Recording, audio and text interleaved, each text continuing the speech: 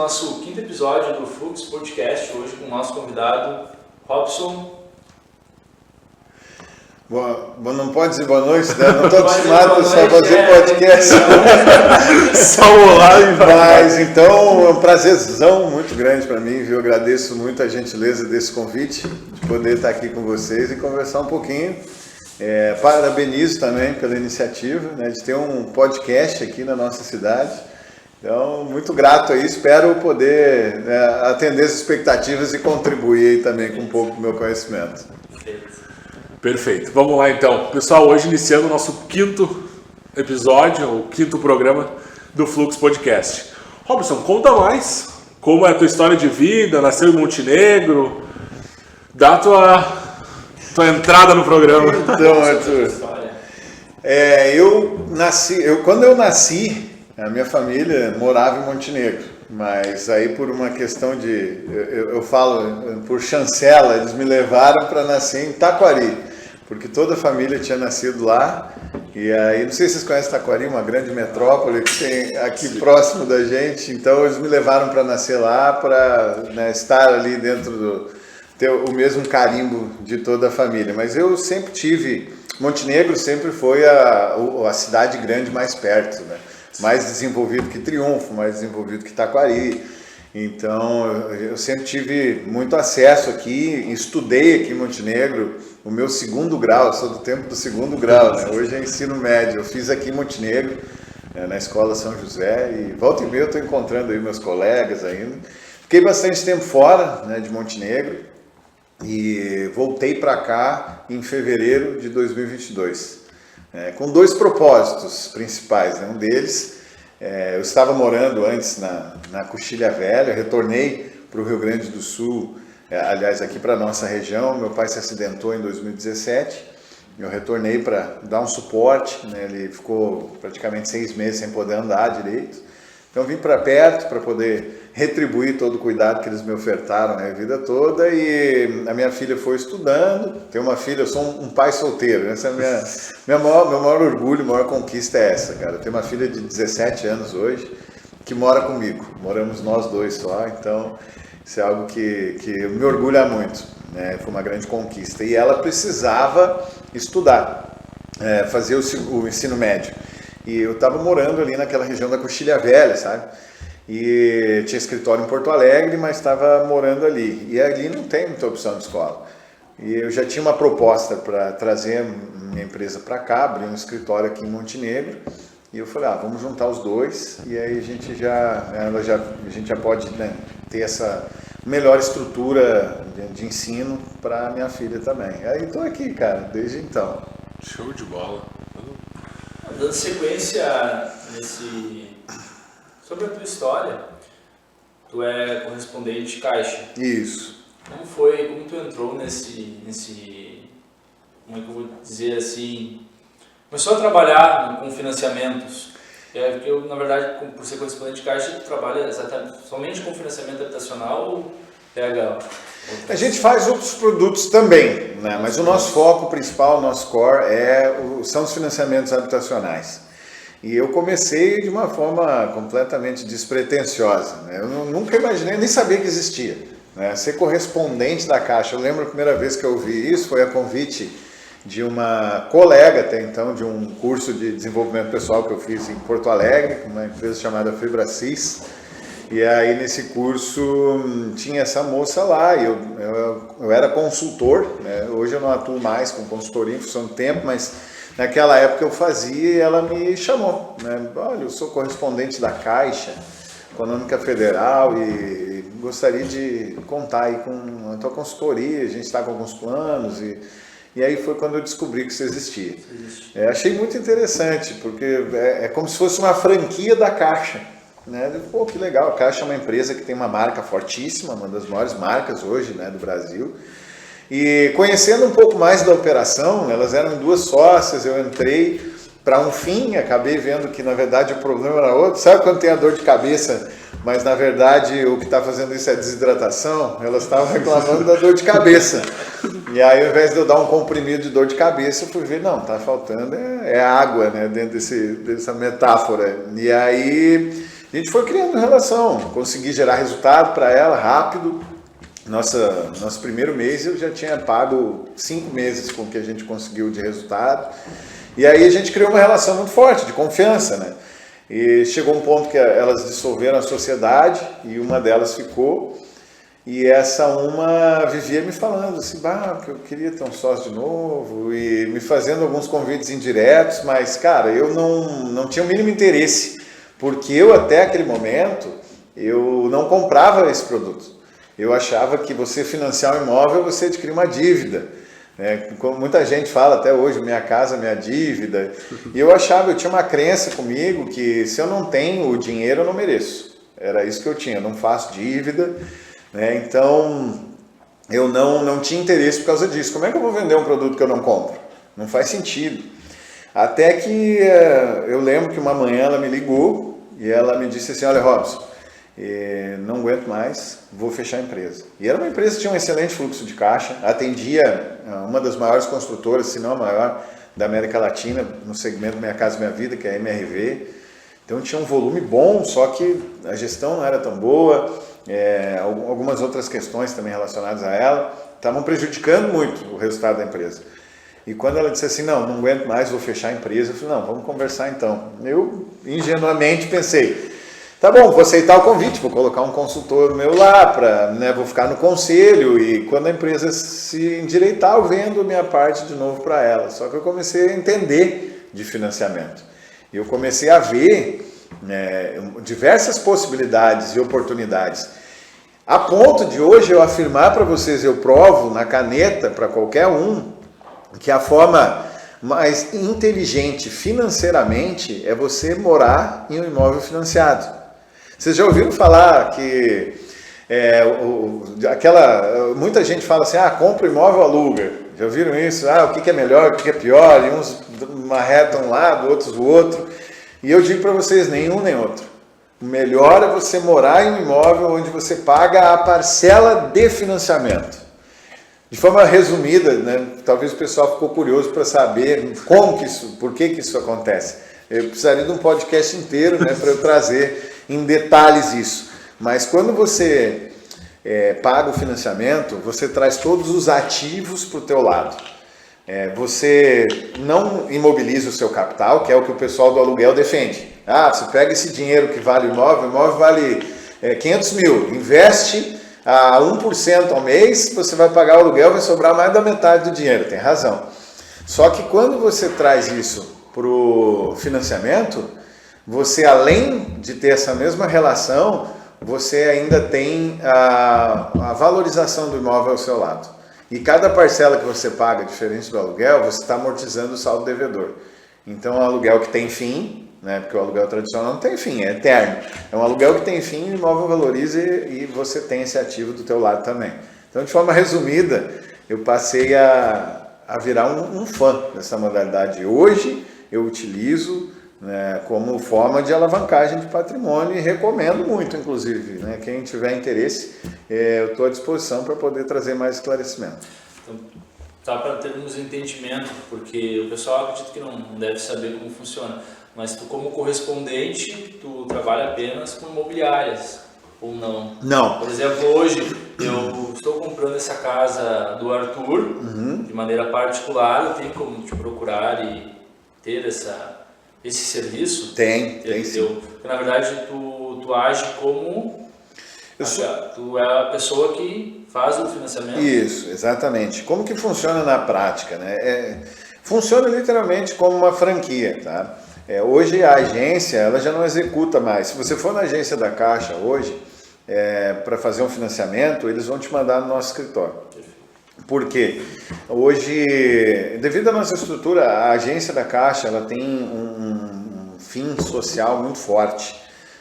Todo o FGTS é operado lá, seguros, auxílio enchente, tudo acontece lá na Caixa. Então isso acaba gerando uma demanda gigantesca. E esse modelo de terceirização, ele proporcionou então que a gente tenha um processo um pouco diferente. Eu atendo você às 8 horas da noite se você precisar. A agência não consegue fazer isso, nem que eles queiram. E hoje o nosso trabalho consiste basicamente no seguinte, Luan, você vai lá e diz assim, olha, quero comprar a casa do Arthur, eu vou te pedir os teus documentos para eu fazer uma avaliação de crédito para você no sistema da Caixa. Nós somos credenciados, a gente passa por uma série de certificação, é todo um processo para isso. Então a gente acessa todos os sistemas da Caixa, a gente é uma agência externa, uma unidade externa.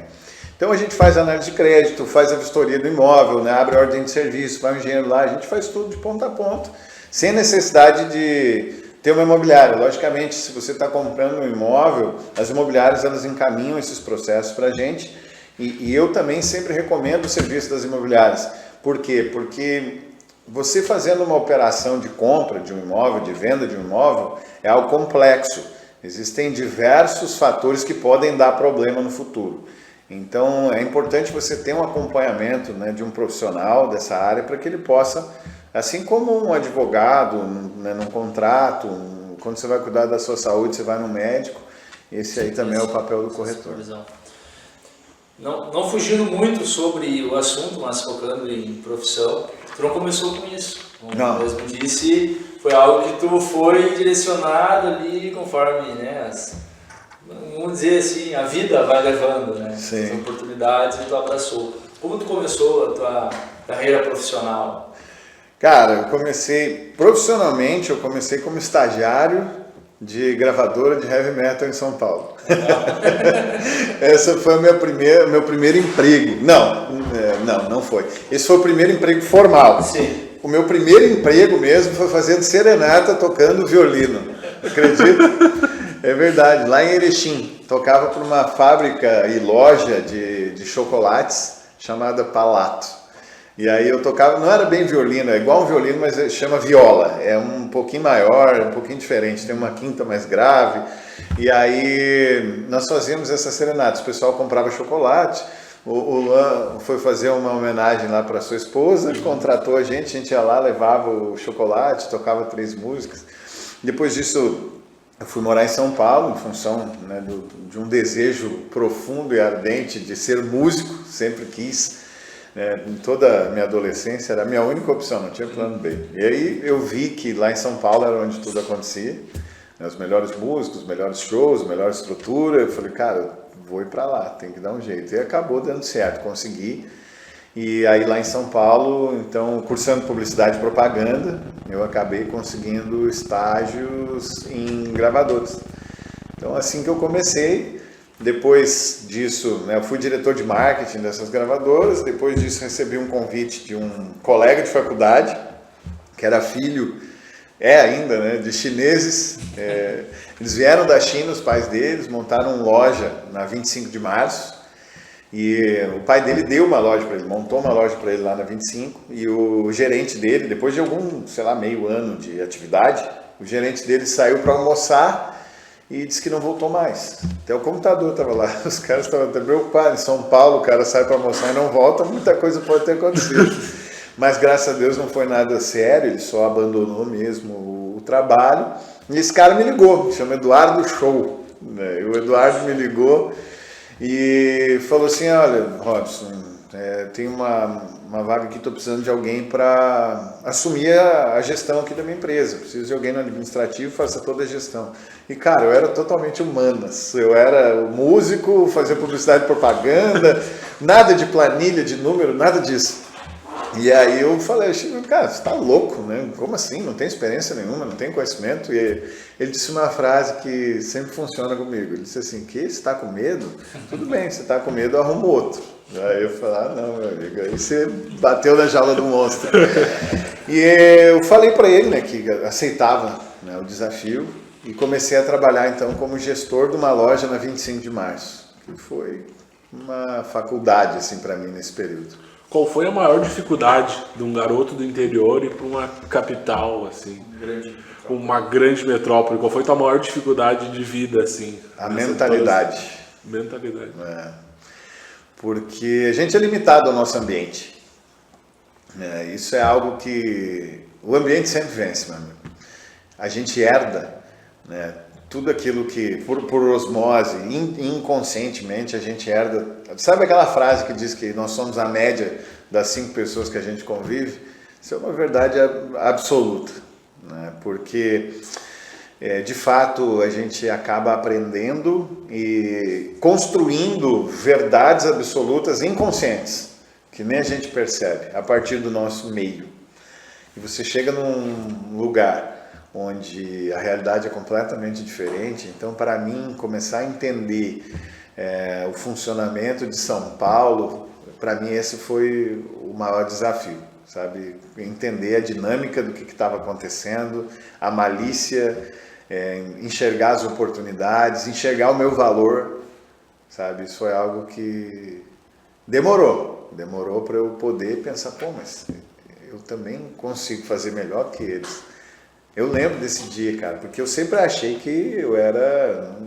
Eu nunca fui muito bom na escola, né? Meus colegas que estiverem assistindo aqui vão lembrar, tem vários, eu fiz aqui em Montenegro, né?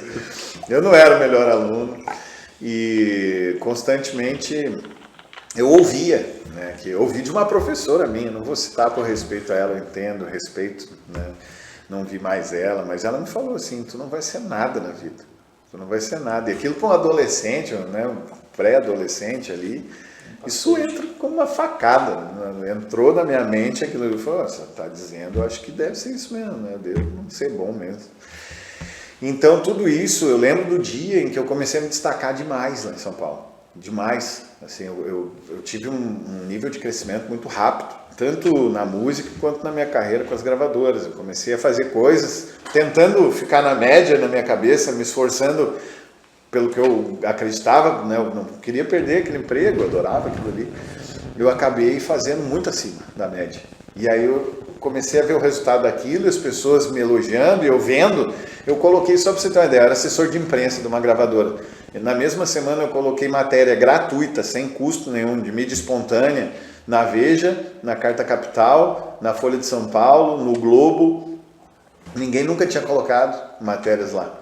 E eu consegui fazer pela primeira vez na história todos esses de uma vez só e achando que eu estava fazendo o mínimo da minha obrigação. Então, isso é só um exemplo, né, dessa questão de quanto a nossa mentalidade impacta, né? Então, esse foi o meu maior desafio. Tu não sabia qual era o limite. Então, quando tu não sabe o teu limite, isso realmente é forte. Eu não sabia muito o meu forte. valor. E vou te dizer, não acabou ali. Até hoje, em alguns aspectos, ainda eu vejo um reflexo, né, de uma herança, né, de mentalidade. Então, tu é movido por desafios. Bastante. Então, seguindo um pouco, passando, já falou hoje, da tua profissão, o que tu faz hoje, falou um pouco sobre o que tu já fez, seguindo na parte de empreendedorismo, tu disse que isso é algo muito forte dentro de ti também. Muito. Então, hoje, quais são as dicas que tu daria para um empreendedor? Porque eu digo que empreender é diferente de ser empresário. Com certeza. As pessoas confundem muito isso. Poderia falar isso para nós? O que é ser empreendedor e o que é ser empresário? Porque isso eu tenho certeza que não é claro para a maioria das pessoas. Elas acham que é a mesma coisa, elas fundem isso. E são coisas totalmente diferentes. Com certeza. Ser empresário é você ter uma empresa, né? Você tem um CNPJ, você é um empresário, isso já te qualifica. E o empreendedor, né, você falou assim, uma dica, né, que dica que eu daria? Não faça muito conta, não. Se você quer começar algo, você precisa ter um certo nível de insanidade. Porque se você parar para pensar de fato e colocar de forma muito racional, você não vai fazer nada. E como diz o Steve Jobs, né, os loucos que acreditam que podem mudar o mundo geralmente são os que conseguem. Então é um pouco disso, empreender. Logicamente, trazendo isso de uma forma um pouco mais agressiva, mas hoje em dia empreender desafia demais a cada pessoa. Para você empreender, vocês estavam me contando aqui no início, né, da criação, do Flux, vocês já pensaram em desistir? Isso é algo recorrente no empreendedor. O empreendedor não tem direito a nada. Sabe o seguro, o desemprego, isso aqui? O empreendedor não tem nada disso, né? Ele não tem férias. Se ele parar de trabalhar, se não tiver uma operação que né, esteja girando, ele não recebe, ele paga uma porrada de imposto, sabe? É difícil empreender no Brasil, mas ao mesmo tempo é libertador. sabe? Para mim, o empreendedorismo, ele é o único caminho. Para mim, ele é o único caminho que me dá a possibilidade de estabelecer o meu próprio limite. O empreendedorismo, para mim, ele é uma porta onde a minha capacidade vai determinar o meu resultado, sabe? Então, é aquilo que eu estou preparado, qualificado para gerar de valor, vai ser diretamente proporcional ao valor que eu vou receber de volta.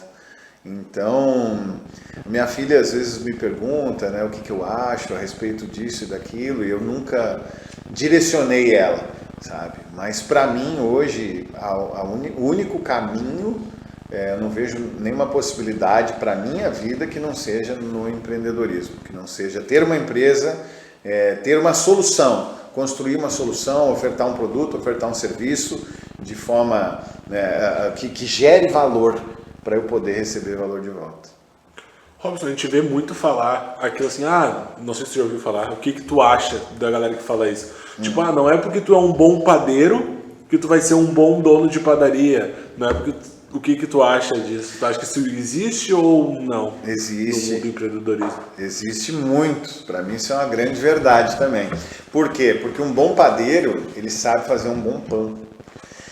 E fazer um bom pão não determina o sucesso de uma empresa. Porque existem diversos outros fatores fundamentais. Essa é a parte operacional, a parte técnica. Mas você precisa vender esse pão. Você precisa ter uma boa gestão financeira, um controle de caixa, um fluxo de caixa. Você precisa entender de gestão de pessoas se você quiser expandir, se você quiser crescer. Então, não basta ser um bom técnico. Na verdade, o contrário é uma grande verdade. A gente estava falando antes aqui do Flávio Augusto, né? O Flávio Augusto ficou bilionário com uma empresa de inglês. Exato. Exatamente. Você sabia que o Flávio Augusto não falava inglês até alguns bons anos? Ele já era milionário, multimilionário com a WhatsApp, ele não falava inglês. Ele não sabia dar aula. Por quê? Um vendedor. Um excelente vendedor. Exatamente. Ele conhecia o processo de vendas e gestão, e ele tinha a Luciana, a esposa dele, que dava todo o suporte complementar ao perfil dele. Uma pessoa mais de gestão, outra mais de vendas.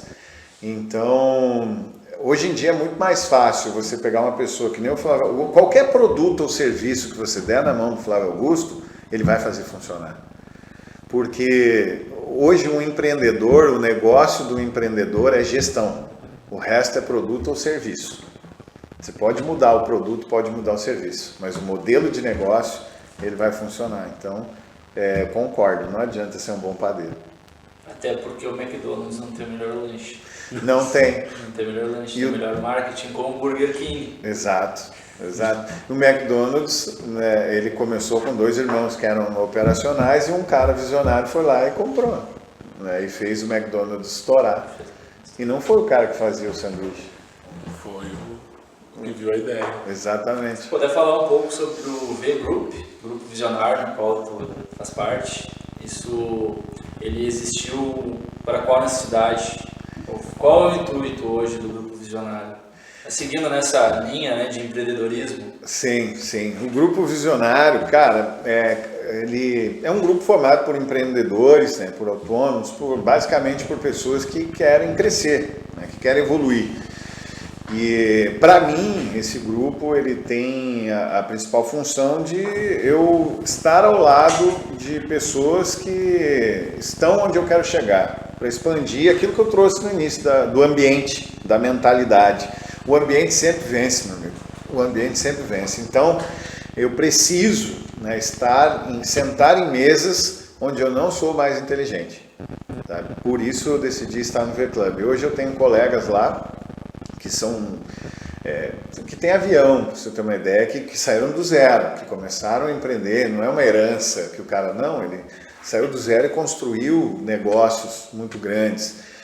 Hoje nós temos tem o Thiago Sega, que é do Grupo Erval, que é uma empresa gigantesca aqui, né? Nós temos diversos empresários, empreendedores que começaram do zero e construíram negócios muito grandes e muitas vezes as pessoas, quando escutam isso, relacionam ao dinheiro em si, mas o resultado é um troféu, um mero troféu da capacidade, da habilidade que aquela pessoa teve de construir algo que gerou valor suficiente para ele receber, né, o que ele recebe hoje, né, em um troféu monetário.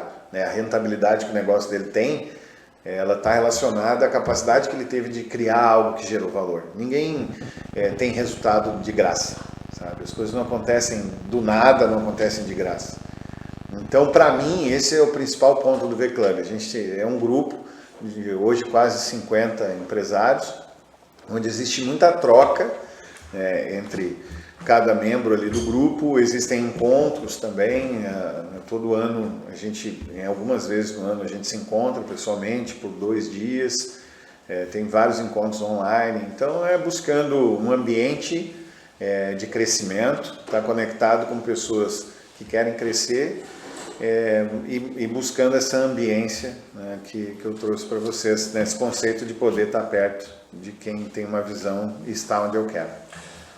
Pessoal, nós vamos encerrar essa primeira parte do nosso programa, no qual ele é apresentado na TV Mon. Então, eu gostaria de agradecer ao nosso patrocinador, Ferrari House. Vou deixar o Robson César se despedir. Após isso, nós vamos continuar nas redes sociais. Quem quiser assistir o episódio completo, procure nosso canal no YouTube. E caso queira ouvir, nós vamos estar também no Spotify. Robson, se quiser se despedir do pessoal. Quero sim, quero agradecer, né, quem esteve aqui. A gente está ao vivo, hein? Eu não sabia se a gente estava ao vivo ou não. Vai ser gravado. Não está ao vivo. Hoje não está ao vivo. Hoje não está ao vivo. Então, tá bom. Isso vai ser postado. Vai ser postado. Na TV, essa é a primeira parte. Entendi. Mas então quero sim agradecer quem esteve conosco até aqui. Agradeço mais uma vez a vocês pelo convite. E parabenizo pela iniciativa, pela coragem de estar empreendendo, né, dentro dessa área aqui na nossa cidade, que tem grandes, né, pessoas com muito conhecimento para compartilhar, e vocês são esse espaço. Parabéns. Obrigado.